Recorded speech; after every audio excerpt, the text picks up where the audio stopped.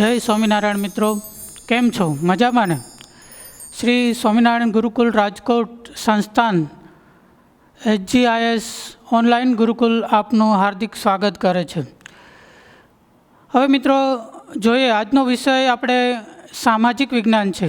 સામાજિક વિજ્ઞાનમાં આપણે આગળના લેક્ચરમાં જોયું કે ભાઈ ભારતનું સ્થાન અને ભૂપૃષ્ઠ કેવી રીતે છે. તો આ લેક્ચરમાં આપણે નદીઓ વિશે, જળ પરિવાહ, ચેપ્ટર 15 પાઠનું નામ છે જળ પરિવાહ. તમને એમ થતું હશે આ જળ પરિવાહ, ખરેખર જળ પરિવાહ કે જેનો જળનો જથ્થો જે છે એ ચોક્કસ રીતે વહેતો હોય એને જળ પરિવાહ કહેવામાં આવે છે. તો ચાલો મિત્રો, આજે આપણે ભારતની નદીઓ વિશે, એમના બેસિન વિશે, ક્યાંથી નીકળી અને ક્યાં સમુદ્ર સુધી પહોંચે છે એ વિશે આપણે શીખીએ. તો સૌથી પહેલાં આપણે ભારતને નકશો, ભૂપૃષ્ઠ જોઈએ છે. તમારી સામે આ નકશો છે. હવે એ નકશામાં ભારતમાં આગળના પાઠમાં આપણે આમ જોયું કે ભાઈ રણ, પહાડો, નદીઓ, સમુદ્ર, આ બધું છે. ઊંચાણ નીચાણવાળા ભાગો છે. તો નદી કઈ દિશાથી કઈ દિશા તરફ વહે છે એ પણ જોઈએ. તો પહેલાં તો ભારતની નદીઓના બે ભાગ પડ્યા છે. શા માટે? કે ભાઈ ઊંચાઈને લીધે બે ભાગ પડી ગયા છે. જે તમને આ ડોટ ડોટ દેખાય છે, આ ડોટ ડોટ જે છે એને લીધે ભારતની નદીઓના બે પાર્ટ પડી ગયા છે. કે ભાઈ આ બાજુનું પાણી જે છે એ પશ્ચિમ બંગાળની ખાડીમાં જાય છે, આ બાજુનું પાણી છે એ અરબી સમુદ્રમાં જાય છે. આવી રીતે બેસિન, નદીના બેસિનના બે ભાગ. શા માટે? કે ભાઈ આ જે બોર્ડર જે છે, આ ડોટ ડોટ લાઈન, એ સૌથી ભારતનો ઊંચાઈવાળો ભાગ છે. એને લીધે ભારતનું કે ભાઈ જળ વિભાજન થઈ ગયું છે. શા માટે? કે ભાઈ ઊંચાઈ ઉપરથી જે પાણી જતું હોય એના લીધે બે વિભાજન પડી ગયા, એક પૂર્વ બાજુ અને એક પશ્ચિમ બાજુ. વધારે જોવા જઈએ તો પૂર્વ બાજુ છે, પૂર્વ બાજુ ઘણી બધી નદીઓ વહે છે. ઠેક જમ્મુ કાશ્મીરથી લઈ અને ઠેક નીચે કેરળ, કર્ણાટક સુધીથી ધીમે ધીમે અરવલ્લીની પર્વતમાળાઓ થઈ અને સાતપુડાના સમુદ્ર થઈને આ જે કાંઈ પર્વતો બધા છે, પશ્ચિમ ઘાટ, એના બે પાર્ટ પડી ગયા છે.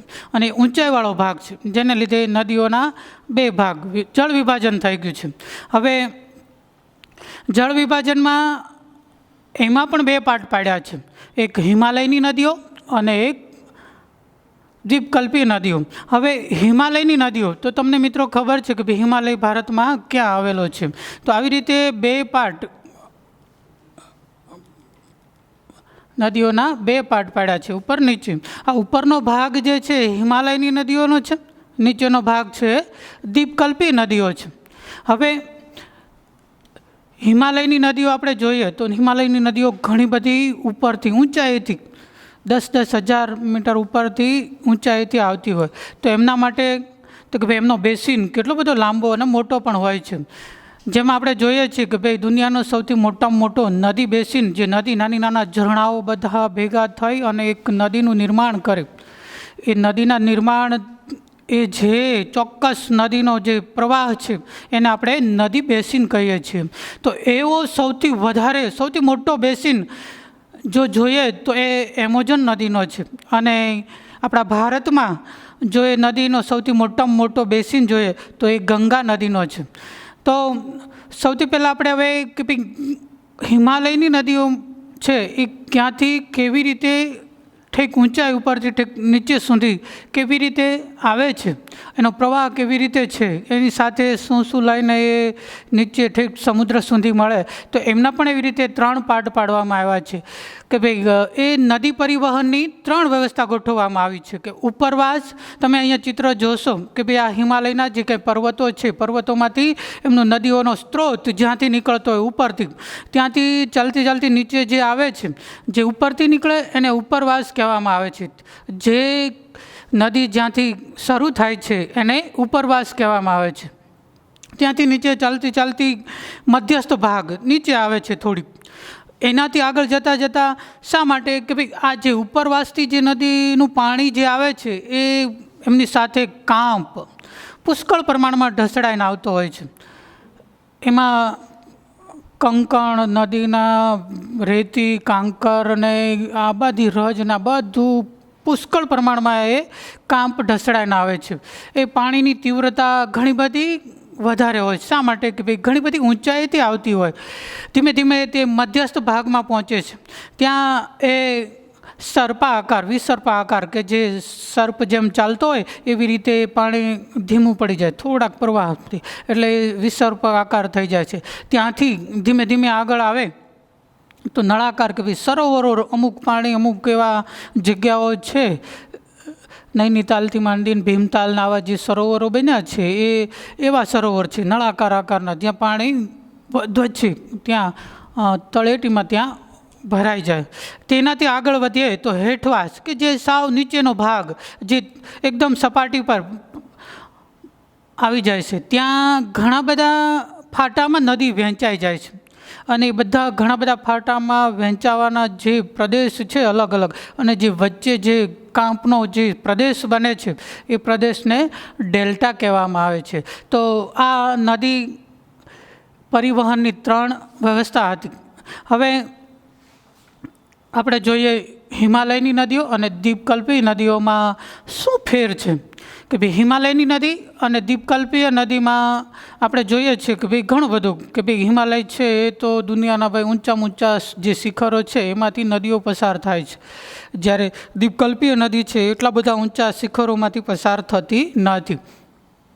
હવે હિમાલયની નદીઓ જે છે, પહેલાં તો જોઈએ કે ભાઈ ત્યાં સખત બરફ છવાયેલો રહેતો હોય છે, એટલે હિમાલયની નદીઓ ઘણી બધી ઊંચાઈથી આવતી હોય છે.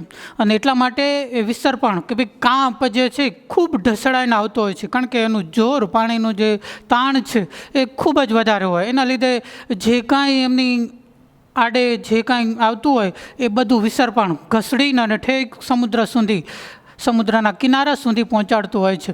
એટલા માટે કે ભાઈ એમાં કાંપ પુષ્કળ પ્રમાણમાં હોય છે. બીજું કે એક કાંપ એટલો બધો પુષ્કળ પ્રમાણમાં જેને લીધે આ ડેલ્ટા પ્રદેશ છે ને એ બનાવે છે, જે કાંપની જમીન, ફળદ્રુપ જમીન બનાવે છે. બીજું કે ભાઈ એ 12 માસ પાણીથી ભરપૂર કાયમી નદી છે. 12 માસ હિમાલય 12 માસ કે ભાઈ બરફથી ચવાયેલો રહે એને લીધે એ 12 માસ પાણીથી ભરપૂર, અને ઘણી બધી એના બેસિન બહુ લાંબા છે, 2400-2800 કિલોમીટર જેટલા લાંબા એમના બેસિન છે, એટલે 12 માસ પાણીથી ભરપૂર છે. ત્રીજું કે ભાઈ એ ઉનાળામાં કે ભાઈ નદી 2 વાર પૂર આવે છે. એ ઉનાળામાં પણ પાણી આવે છે, અને જે કાંઈ મોસમ પ્રમાણે ચોમાસું હોય તો ચોમાસામાં પણ વરસાદને લીધે પાણી, આવી રીતે નદીમાં 2 વાર પૂર આવે છે. એટલા માટે 12 માસ પાણીથી ભરપૂર રહે છે આ નદીઓ. જ્યારે દ્વીપકલ્પી નદીઓ છે એમાં એ હોતું નથી, અને આ નદીઓ કાયમી કહેવાય કે ભાઈ 12 માસ એમાં ભરપૂર પાણી વહેતું હોય છે. તો આ વાત થઈ હિમાલયની નદીઓની. હવે જોઈએ તો નીચેનો ભાગ જે પાર્ટ છે આ એ દ્વીપકલ્પી નદીઓનો છે, ઉપરનો પાર્ટ છે હિમાલયની નદીઓનો. આ દ્વીપકલ્પીય નદીઓમાં એવું છે કે ભાઈ અહીંયા પશ્ચિમ ઘાટ છે. આ જે પશ્ચિમ ઘાટ છે ત્યાંથી એમના સ્ત્રોતો બધા ચાલુ થાય છે.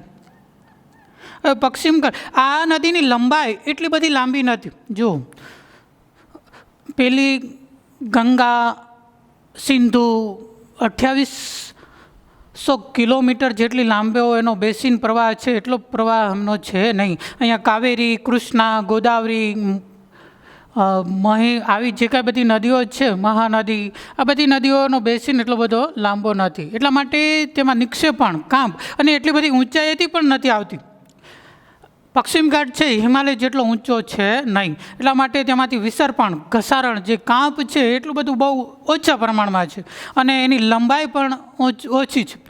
બીજું એક કે ભાઈ તે 12 માસ નદીઓ ચાલુ નથી, એ મોસમ પ્રમાણે, મોસમી નદી છે, હંગામી કે ભાઈ મોસમ પ્રમાણે વરસાદ તે હોય તો એ ચાલુ હોય, અને વરસાદ ન હોય, શિયાળામાંથી ઉનાળામાં એનો પ્રવાહ છે ધીમો થઈ જાય. અમુક નદીઓ છે સુકાઈ પણ જાય છે, એટલા માટે એ હંગામી છે, કાયમી નદીઓ નથી.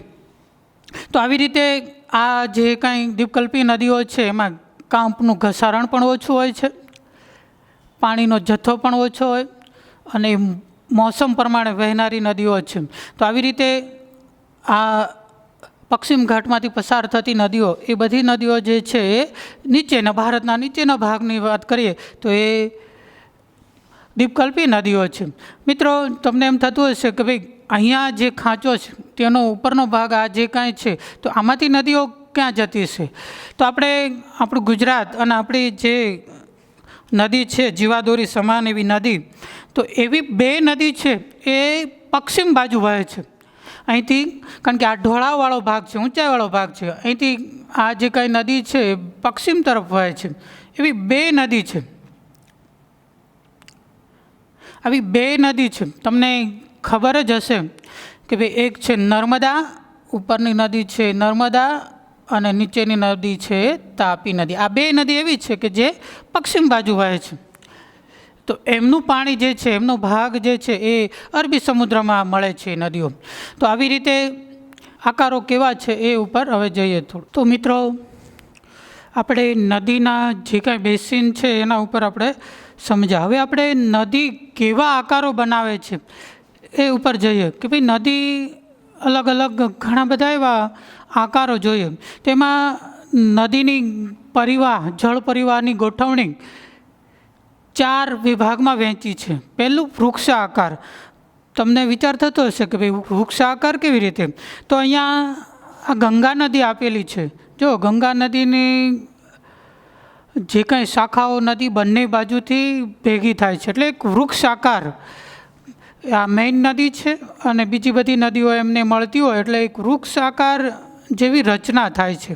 એટલે આ આખું એક વૃક્ષ થઈ ગયું છે અને આવી નદીને વૃક્ષાકાર નદી તંત્ર પ્રણાલી કહે છે. તો એમાં આપણે ભારતની ગંગા નદી છે એ વૃક્ષાકાર પ્રણાલી કહેવામાં આવે. તમને 1 માર્ક્સમાં પૂછાય કે ભાઈ કઈ નદી વૃક્ષાકાર નદી પ્રણાલી તંત્ર બનાવે છે, તો તમારે ગંગા નદી છે એ વૃક્ષાકાર નદી પ્રણાલી બનાવે છે. બીજું જાળી આકાર નદી પ્રણાલી. જાળી જે બધી બાજુ પર્વતો હોય અને બધી બાજુથી પાણી જ્યારે અંદર ભેગું થતું હોય, તો એવી હિમાલયની જે નદીઓ છે એમાં એકાબીજા જે કાંઈ ગૂંચવાઈ જાય, એમ કે જાળી જેવો આકાર બનાવે. આ તમે જોતા હશો, આમાં જાળી જેવા આકારો, એકાબીજા નદીઓ બધી છે અટવાઈ ગઈ, અંદર ગૂંચવાઈ ગઈ છે. તો એવી જે આકારો જે છે, બરાબર, એની જાળી આકાર નદી પ્રણાલી કહેવામાં આવે છે, જે આખી જાળી બનાવે છે. તો આવી જે હિમાલયની નદીઓ છે એ બધી જાળી નદી તંત્ર પ્રણાલી બનાવે છે. તો એવી રીતે આયાતાકાર નદી પ્રણાલી. આયાતાકાર કે જે નદીઓ કાટખૂણે મળતી હોય, જમીન છે એકદમ નક્કર ખડકોની બનેલી હોય અને નદીઓ છે એ બધી નદીઓ એને કાટખૂણે મળે. આ નર્મદા છે તો એને બધી નદીઓ જે છે ને એ કાટખૂણે આવી રીતે મળે. બાજુમાં જે કાંઈ સ્લાઇડ આપેલી છે એમાં તમે જોજો કે ભાઈ એમાં કેવી રીતે નદી પ્રણાલી બનાવે છે. તો એવી રીતે જે કાટખૂણે મળતી હોય નદીઓ, એવી નદી જે છે એ નદી આયાતાકાર નદી પ્રણાલી કહેવામાં આવે છે. અને ચોથું કેન્દ્ર ત્યાગી. કેન્દ્ર ત્યાગી નદી જે આપણે જોઈએ છે કે ભાઈ આ પર્વત હોય, પર્વત ઉપર આવી રીતે પર્વતો હોય, તેને ઉપરથી પાણી પડતું હોય વરસાદનું અને પર્વતની બધી બાજુ દિશાઓમાં ફેલાઈ જાય, બધી દિશામાં ફેલાઈ જાય પાણી. જે ઉપરના બિંદુ કેન્દ્રને ત્યાગી દે, કેન્દ્ર ત્યાગી પર્વતાકાર, એવી નદીને કેન્દ્ર ત્યાગી નદી કહેવાય છે. આવી નદીમાં પાણી છે બધી બાજુ ફેલાઈ જાય છે, પર્વતની બધી બાજુ જાય. તો એવી રીતે આપણે ઉદાહરણ તરીકે લઈએ તો સૌરાષ્ટ્રની જે બધી નદીઓ છે એ નદી આવી છે કે ભાઈ કેન્દ્ર ત્યાગી માનો કે ગિરનાર પર્વત છે તો પર્વત ઉપરથી જે કાંઈ નદીઓ છે બધી દિશામાં જાય, એક દિશામાં નથી જતી. જ્યારે આ હિમાલયની નદી છે આપણે જોઈએ છીએ બધી એક જ દક્ષિણ બાજુ આમ જતી હોય એવી રીતે છે. જ્યારે કેન્દ્ર ત્યાગી છે બધી દિશાઓમાં જતી હોય. તો આ જળ પરિવહનની ગોઠવણી કે ભાઈ આવી રીતે 4 વિભાગમાં એમને વહેંચ્યું છે. હવે આપણે જોઈએ હિમાલયની નદીઓ 2 વિભાગ પાડ્યા હતા. દ્વીપકલ્પીય નદીઓ, આ નીચેનો ભાગ છે દ્વીપકલ્પીય, આ ત્રિકોણાકાર જે ભાગ છે જેની બધી બાજુ સમુદ્ર છે એને દ્વીપકલ્પીય ભાગ કહેવામાં આવે. જ્યારે ઉપરનો ભાગ ઉત્તર ભારતનો જે ભાગ જે છે એ હિમાલયની નદીઓનો ભાગ જે છે, હિમાલય બાજુનો ભાગ. તો હવે એમાં હિમાલયમાં કઈ કઈ નદીઓ વહે છે અને એમના બેસિન ક્યાંથી ક્યાં જાય છે એ આપણે વિસ્તૃત જોઈએ. મિત્રો અહીંયા ખાસ થોડુંક ધ્યાન રાખજો. બરોબર દિશાઓમાં તમને થોડું ઘણું પેલું થતું હશે, પણ ખરેખર દિશા કયા કેવી રીતે આવી છે, નદી કયા પ્રવાહમાં, કયા બેસિનમાં, કઈ દિશામાં જાય છે એનું ખાસ ધ્યાન રાખવું જરૂરી છે. એટલે તમને તો પહેલાં એક દિશા આપણે ઓળખીએ કે ભાઈ નકશો તમારી પાસે જ્યારે પણ હોય ત્યારે કોઈ પણ ખૂણામાં લખ્યું હશે ઉત્તર અથવા તો નોર્થ, આવું નોર્થ આવું લખેલું હશે, બરાબર, એરો ઉપર આમ મારેલો, એટલે એ દિશા છે તમારે ઉત્તરની સમજવાની અને એમને ઉત્તર તરફ કરી નાખવાની.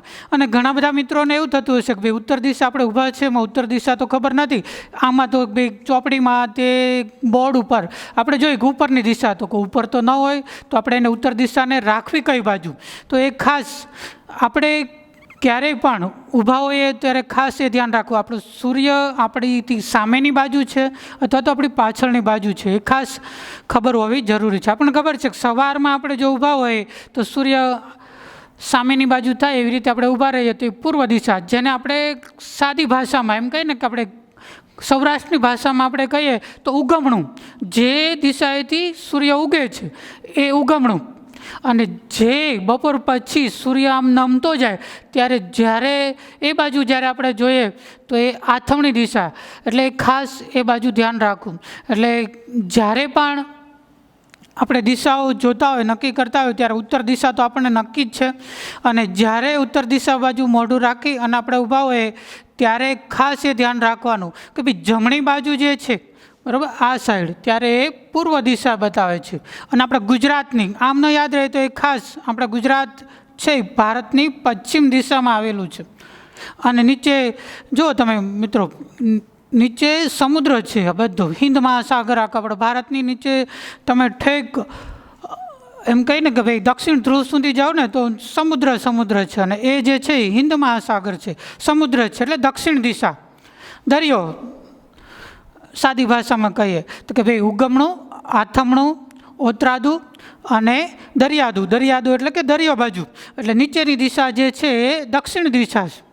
એટલે આવી રીતે 4 દિશા એ ખાસ યાદ રાખવાની થાય. શા માટે કે ભાઈ નદીઓના બેસિન છે એ પ્રમાણે હશે, ચાલશે. તો પહેલું આપણે જોઈએ મિત્રો, હવે ખાસ ધ્યાન આપજો કે ભાઈ અહીંયા સિંધુ નદી પ્રણાલી છે. પહેલી નદી હિમાલયની જે છે સૌથી મોટી, જેનો બેસિન એમ કહીએ ને કે ભાઈ 2900 કિલોમીટર લાંબો છે અને એનો બેસિન પ્રવાહ, અને એ પ્રવાહ 2900 કિલોમીટર કે ભાઈ આપણે અહીંયા તમે જો અહીંયા માનસરોવર તમે નામ સાંભળ્યું હશે, એ માનસરોવરની બાજુમાંથી એ સિંધુ નદી નીકળે છે.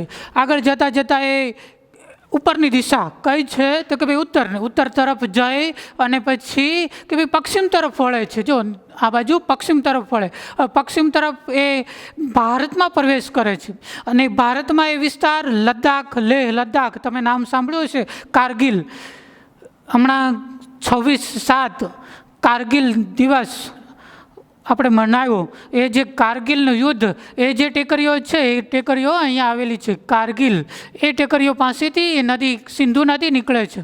કારગિલ લદ્દાખમાંથી, લેહ લદ્દાખમાંથી, એ જે દુનિયાનો ઘણો બધો ઊંચો ભાગ કહી શકાય, ત્યાં આપણી સૈન્ય ટુકડી ત્યાં પણ તૈનાત છે. અને 1999 આપણે કારગિલ યુદ્ધ કરેલું અને વિજય દિવસ તરીકે આપણે 26/7 એ કારગિલ વિજય દિવસ તરીકે ઉજવીએ છીએ. એ પ્રદેશમાં ત્યાં થઈને આગળ જતાં ત્યાંને ઘણી બધી એવી નદીઓ આગળ જતાં જતાં પશ્ચિમ બાજુ હમણાં જાય છે એ નદી, એમને હુંજા, જાસ્કર, શોક, નબુરા આવી બધી નદીઓ મળે છે. અને આગળ જતાં એ ગિલગિટ ભાગમાં એવી કોતરોનું નિર્માણ કરે છે, ઊંડી કોતરું છે, કાગડાની એવી કોતરો તમે જો, કુદરતી સૌંદર્ય જે જમ્મુ કાશ્મીરમાં આપણે જોઈએ એવી ઊંડી 150 ફૂટ જેટલી ઊંડી ખીણોનું રચના કરે છે. અને કુદરતી સૌંદર્ય જેને આપણે એમ કહીએ ને કે ભાઈ કાશ્મીર એ સ્વર્ગ છે, પૃથ્વીનું સ્વર્ગ છે, તેવી ઊંડી કોતરોનું નિર્માણ કરે છે. એ અહીંયા કે ભાઈ જાસ્કર ને સોર ને એ બધી નદીઓ મળે છે, ત્યાં એવી ઊંડી કોતરોનું નિર્માણ. એમ થતાં થતાં એ આગળ પશ્ચિમ બાજુ જાય છે. ત્યાંથી એ ભારતને છોડી અને બહાર ગિલગિટ અને બાલ્ટિસ્તાન થઈ પાકિસ્તાનમાં પ્રવેશ કરે છે. અહીંયા એ પાકિસ્તાનમાં પ્રવેશ કરે, પાકિસ્તાનમાં જતાં જતાં એ આગળ વધે છે. આગળ મીઠાનકોટ પાસે એમને ભારતની બીજી એવી 4 નદીઓ મળે છે, જે તમને ખબર હશે, પંજાબ નામ છે. એવી 5 નદીઓ જે પંજાબની છે, એ 5 નદી એમને મળે છે. એ નદીઓ જે છે બિયાસ, રાવી, જેલબ અને ચિનાબ, એ જે નદી છે સતલુજ, એ નદીઓ એમને મળે છે. એ નદી એમને, એ બધી નદી ભેગી થાય ને મીઠાનકોટ પાસે, પાકિસ્તાનમાં મીઠાનકોટ પાસે એમને ત્યાં મળે છે. અને મીઠાનકોટ પાસેથી એ નદી સિંધુ નદીમાં ભળી અને અરબી સમુદ્રમાં સિંધુ નદી મળે છે. આ તો સિંધુ નદીનો પ્રવાહ ક્ષેત્ર 2900 કિલોમીટરનો એ પ્રવાહ કાપી અને ઠેક અરબી સમુદ્ર સુધી પહોંચે છે. આ નદી એક એવી છે કે જે પશ્ચિમ બંગાળને નથી મળતી, પણ એ ઉલટી દિશામાં ચાલે છે અને એ અરબી સમુદ્રને મળે છે. ઘણી બધી બેસીને એમનો કાપી પ્રવાહ ઘણા બધા કિલોમીટર કાપી અને એ પાકિસ્તાનમાં થઈ અને અરબી સમુદ્રને મળે છે. મિત્રો, આ નદીનું પાણી આપણે જોઈએ તો બહુ ભારતમાં આ નદીનો બેસીન એટલો બધો નથી. આપણે જોઈએ અહીંથી ભારત ચાલુ થાય છે અને અહીંયા પૂરો થાય, તો એમનો બેસીન ભારતમાં એટલો પૂરતી છે. એટલા માટે એ ભારતની એમની લંબાઈ ઘણી બધી 2900 કિલોમીટર જેટલી છે, 2900 કિલોમીટર જેટલીની લંબાઈ છે, પણ એ ભારતની મોટી નદી કહેવામાં આવતી નથી. શા માટે? તમને વિચાર આવતો કે 2900 કિલોમીટર, પણ ભારતના ભાગમાં જે કાંઈ એમનો પ્રદેશ છે, ભૂમિ છે, એના ભાગમાં એમનો પ્રવાહ બેસીન છે એ બહુ ઓછો છે. આપણે જોઈએ અહીંયા તિબેટના ભાગમાં આવે છે એટલો ભાગ ભારતના ભાગમાં આવે છે, અને બાકીનો બધો ભાગ જે છે વધારે પ્રવાહ એનો બેસીન છે પાકિસ્તાનમાં થઈ અને વહે છે. જ્યારે 1947માં આપણે ભાગલા પડ્યા ત્યારે એમ કહીએ કે ભાઈ 1960માં એ નદીની વહેંચણી થઈ. જ્યારે 1947 પછી કે કઈ આ નદીનું પાણી કોને વાપરવું, તો એટલા માટે એ નદીના કે ભાઈ ભાઈ ભાગે જે કાંઈ આપણને એ નદી છે પાકિસ્તાનને આપવામાં આવી. એવું નક્કી કરવામાં આવ્યું કે ભાઈ એનો 20% પાણી છે ભારતે વાપરવાનું અને 80% પાણી છે પાકિસ્તાને વાપરવાનું. તો આવી રીતે વધારે પડતું જે કાંઈ એનો ઉપયોગ કરે તો એ પાકિસ્તાન કરે છે. હમણાં આપણે જોયું છે કે ભાઈ યુદ્ધનો માહોલ હતો ત્યારે આપણા પ્રધાનમંત્રીએ એવું કીધું કે ભાઈ અમે સિંધુ નદીનું પાણી બંધ કરી દઈએ. તો મિત્રો એ અહીંયાથી આપણે પાણી બંધ કરી દઈએ તો પાકિસ્તાનને જે જીવાદોરી સમાન એવી નદી, મોટી નદી એમ કહીએ ને કે ભાઈ 12 માસ પાકિસ્તાનને ભરપૂર પાણી આપતી એ નદી જે છે એ બંધ થઈ જાય. તો પાકિસ્તાન છે પાણીને લીધે જે કાંઈ મુશ્કેલીઓ વેઠે એટલા માટે કે ભાઈ અહીંથી સિંધુ નદીનું પાણી કે અમે બંધ કરી દઈએ. તો એ આ સિંધુ નદી કે ભાઈ 20% પાણી ભારતે વાપરવાનું, 80% પાણી પાકિસ્તાનને વાપરવાનું. તો આવી રીતે 1960માં આવા કરારો થયેલા. તો આ હતું સિંધુ નદી તંત્ર.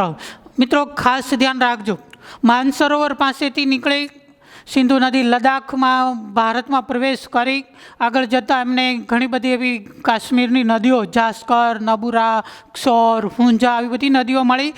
પાકિસ્તાનમાં ગિલગિટ થઈ, બાલ્ટિસ્તાન થઈ અને એમને ભારતની બીજી એવી પંજાબની જે એમ કહીએ ને કે 5 નદીનો પ્રદેશ, પંજાબ, પંજ વત્તા આબ, તો એવી 5 નદીઓનો પ્રદેશની નદી છે એવી નદીઓ જેલબ, ચિનાબ, રાવી, બિયાસ અને સતલુજ, આ નદીઓ પણ એમને મીઠાનકોટ પાસે પાકિસ્તાનમાં મળી અને અરબી સમુદ્રમાં મળે છે. તો આવી રીતે આ સિંધુ નદી તંત્ર હતું. હવે તમને મિત્રો બધી ખાસ ખબર પડી કે ભાઈ દિશાઓ કે ભાઈ ઉત્તર તરફ જાય છે, પછી પશ્ચિમ તરફ જાય અને છેલ્લે પછી પાકિસ્તાનમાં જતા એ દક્ષિણ તરફ વળાંક લે છે. જો અહીંયા દક્ષિણ તરફ વળાંક લે છે. એટલે દિશા નદીઓ માટે ખાસ યાદ રાખજો. દિશાઓ બધી યાદ હશે તો નકશાઓ છે તમને એકદમ સહેલા લાગશે, કારણ કે એ યાદ પણ રહેશે નકશાઓ કોઈ પણ જગ્યા. અને આજે મેપમાં, ગૂગલ મેપમાં આપણે જોઈએ તો દિશાની ખબર ન હોય તો આપણને ખબર નથી કઈ દિશામાં આપણે જઈ રહ્યા છીએ. ગૂગલ મેપ આપણી જોડે હોય છતાં પણ દિશાઓની ખબર હોતી નથી. એટલે ખાસ આપણે જેમ સાદી ભાષામાં જે શીખ્યા છીએ ઉત્તર, દક્ષિણ, પૂર્વ અને પશ્ચિમ, આવી જે કાંઈ ઉગમણું, આથમણું, ઓતરાદું અને દરિયાદું, આવી એકદમ સાદી ભાષામાં છે. બરાબર, જે બાજુ દરિયો છે તો દરિયાદું, દિવસ ઉગે છે તો ઉગમણું, દિવસ આથમે છે તો આથમણું. એટલે ખાસ એ દિશાઓ યાદ રાખીએ. હવે જોઈએ આપણે ગંગા નદી તંત્ર. તો ગંગા નદી તંત્ર તમને અહીંયા દેખાય છે. ગંગા, આ લીલો જે ભાગ જે છે બરાબર, એ ગંગા નદી છે. આ ગંગા નદી તમને ખબર જ છે કે ભાઈ ગંગામાં નાહીએ તો આપણા પાપ બધા જે છે એ ધોવાઈ જાય. આ ગંગા નદી પણ માનસરોવરની બાજુમાંથી ત્યાંથી નીકળી છે. 2 ફાટામાં, જો અહીંયા 2 ફાટા છે, 2 ફાટામાં વહીને નીકળી છે. એક અલકનંદા અને ભગીરથી, આ 2 ફાટા અહીંયા મળે છે જેનું નામ છે દેવપ્રયાગ. ત્યાં ભેગી થાય છે 2 નદી અને પછી એ ગંગાના નામથી ઓળખાય છે. એ નદી ગંગાના નામથી ઓળખાય. આગળ જતાં જો એ દક્ષિણ તરફ હોય, આગળ જતાં એ પૂર્વ તરફ હોય છે. પૂર્વ તરફ વળતા અહીંયા એમને એક બીજી નદી મળે છે, જે નદી છે યમુના. ચંબલના ઉચ્ચ ભાગમાંથી ચંબલ નદી નીકળે છે.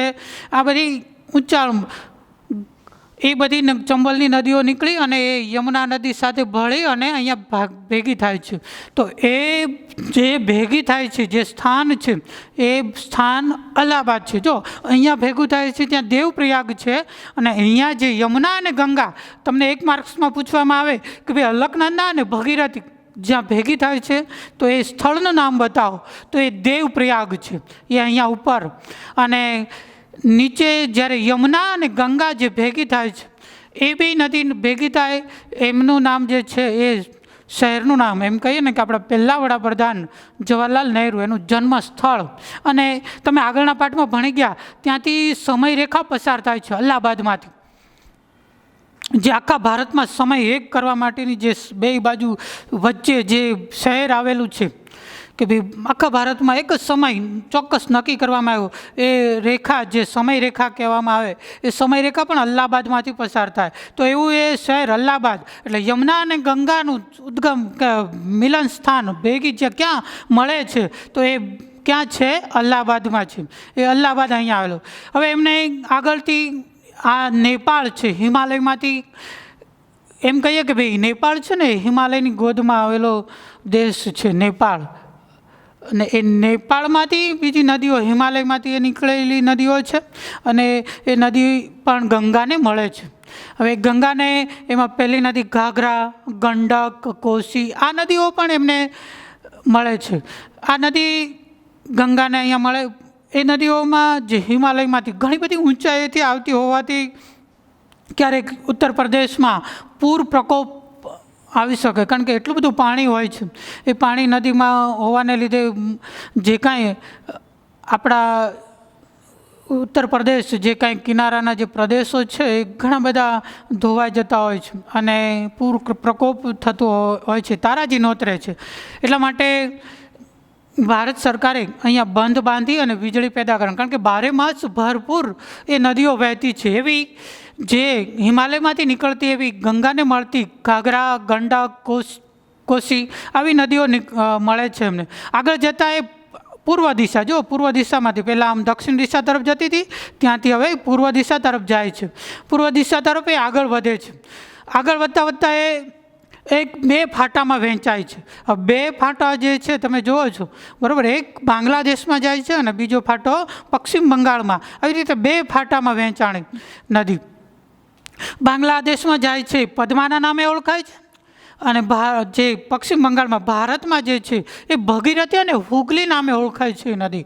જો ખાસ મિત્રો ધ્યાન રાખજો, બાંગ્લાદેશમાં જાય છે પદ્માના નામે ઓળખાય, અને ભારતમાં જે ફાટો પશ્ચિમ બંગાળમાં જે છે એ ભગીરથી હુગલી નામે ઓળખાય છે, ગંગા નદી.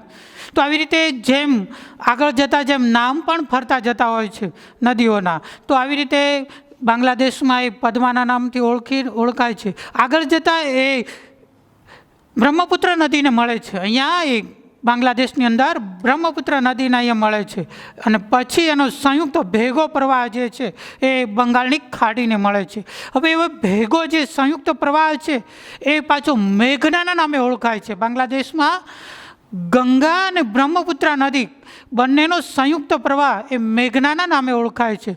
અને પશ્ચિમ બંગાળનો એક ભાગ જે છે, બરાબર, એક ફાટો એ પશ્ચિમ બંગાળમાં થઈને વહે છે, એ ભગીરથી હુગલી નામે ઓળખાય છે. હવે મિત્રો, એ ભગીરથી હુગલી એ પશ્ચિમ બંગાળમાં થઈને વહે છે, અને એને જે સમુદ્રને જ્યાં મળે છે ત્યાં સુંદરવનનું નિર્માણ કર્યું છે. એ મુખ્ય ત્રિકોણ પ્રદેશ, જેમને એમ કહીને કે ભાઈ ડેલ્ટા, જે ફળદ્રુપ પ્રદેશ છે, ત્યાં સુંદરવન વન છે આખું, બરાબર, બહુ ફળદ્રુપ જમીન છે. તો ત્યાં સુંદરવન એટલા માટે કે ભાઈ સુંદરીના વૃક્ષો ત્યાં વધારે થાય છે, અને એ સુંદરીના વૃક્ષ આગળ તમારે ભણવામાં આવશે કે ભાઈ હોડી બનાવવામાં એ કામ આવે છે. સુંદરી એવો કે ભાઈ ગંગાનો પ્રદેશ મુખ ત્રિકોણ પ્રદેશ કહેવામાં આવે તો એ અહીંયા સુંદરવન નામે ઓળખાવવામાં આવે છે. તો આવી રીતે આગળ આ બાજુ ચંબલનો ઊંચ ભાગ જે છે ત્યાંથી એમ કહીએ કે ભાઈ એ નદી અને ગંગા જ્યારે પશ્ચિમ બંગાળની ખાડીને મળે છે, કેટલી બધી ઊંચાઈ ઉપરથી આવે તો કે ભાઈ 6 કિલોમીટરે 1 મીટર એ નીચી જતી જાય છે, એટલી બધી ઊંચાઈ. એટલે એમ કહે ને કે ભાઈ સીધો જ્યારે એ અલ્હાબાદમાં એકદમ સમાંતર સપાટ મેદાનમાં પ્રવેશ કરે અને 6 કિલોમીટર જાય ત્યારે 1 મીટર જેટલી નીચી જાય છે. તો આવી રીતે ગંગા નદી પણ એમના પ્રવાહ સાથે પુષ્કળ પ્રમાણમાં કાંપ અને લઈ જાય છે, અને એ કાંપ છે એ અહીંયા સુંદરવન, જે પશ્ચિમ બંગાળનો જે આ ભાગ જે છે એ ત્યાં કિનારા ઉપર બંગાળની ખાડીના એ કિનારા ઉપર સુંદરવન રચે છે, અને એ મુખ ત્રિકોણ પ્રદેશ તરીકે પણ ઓળખાવવામાં આવે છે.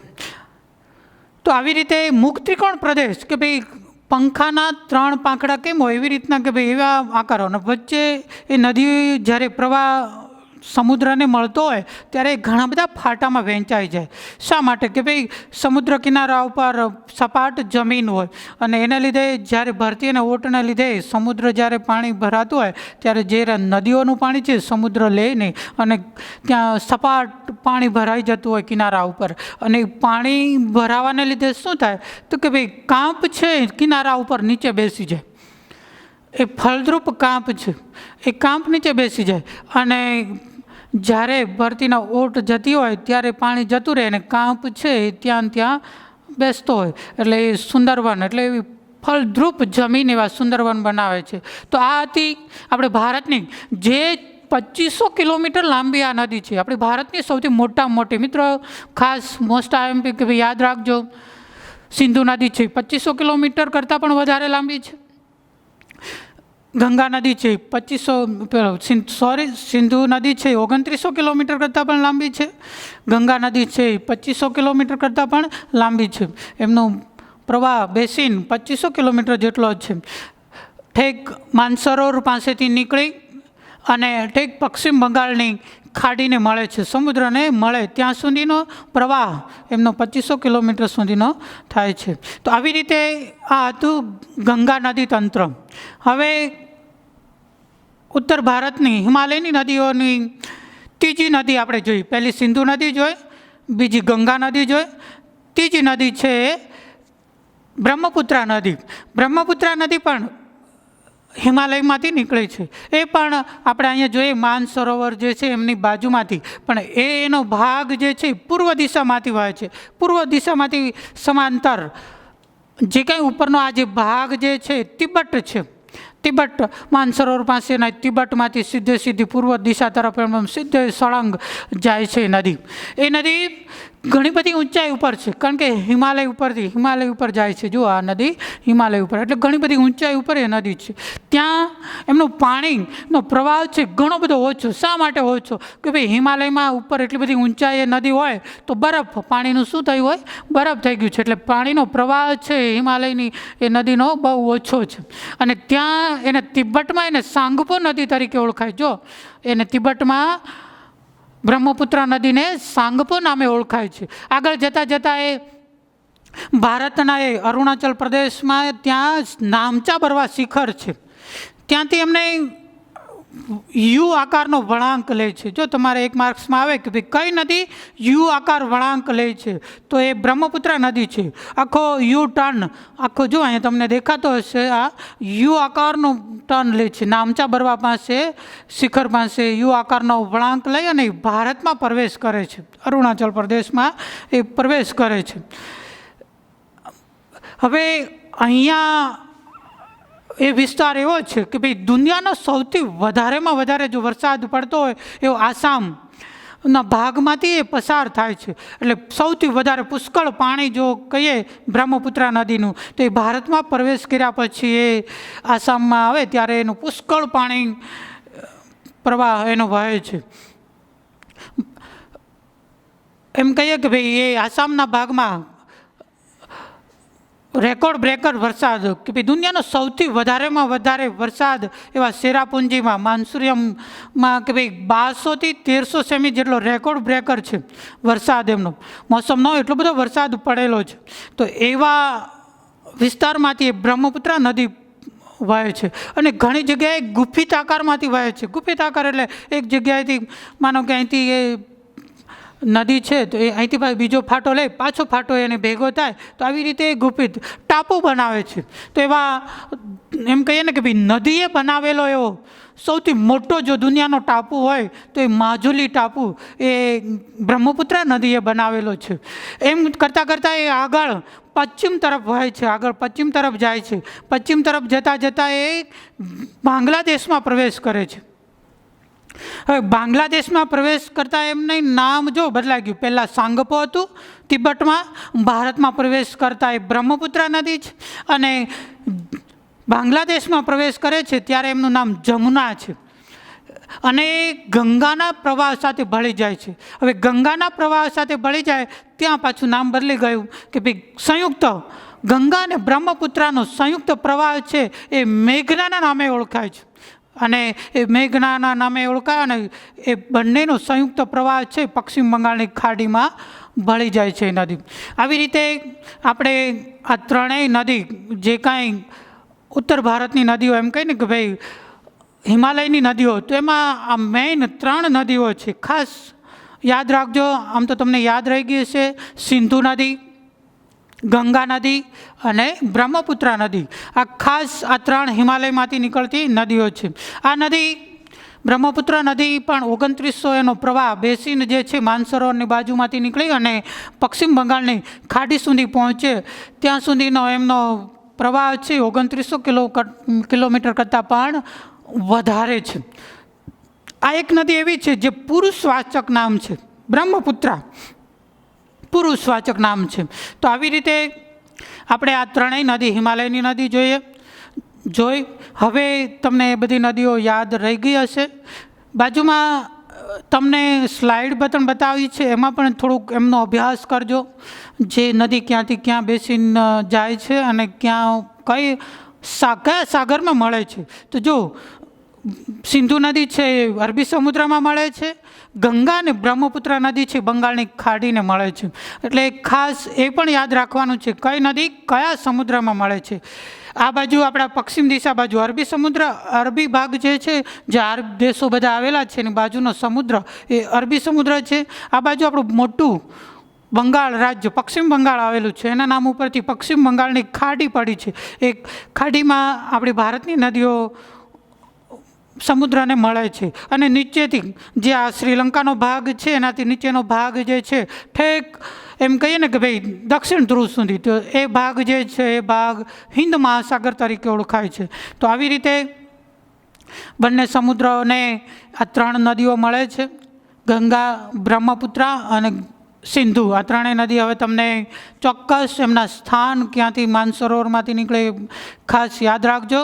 અને હવે તમને ખરેખર આવડી ગયું હશે કે ભાઈ ક્યાંથી ક્યાં નદી, કયો બેસીન ક્યાં નીકળે છે એટલે ખાસ એ ધ્યાન રાખજો.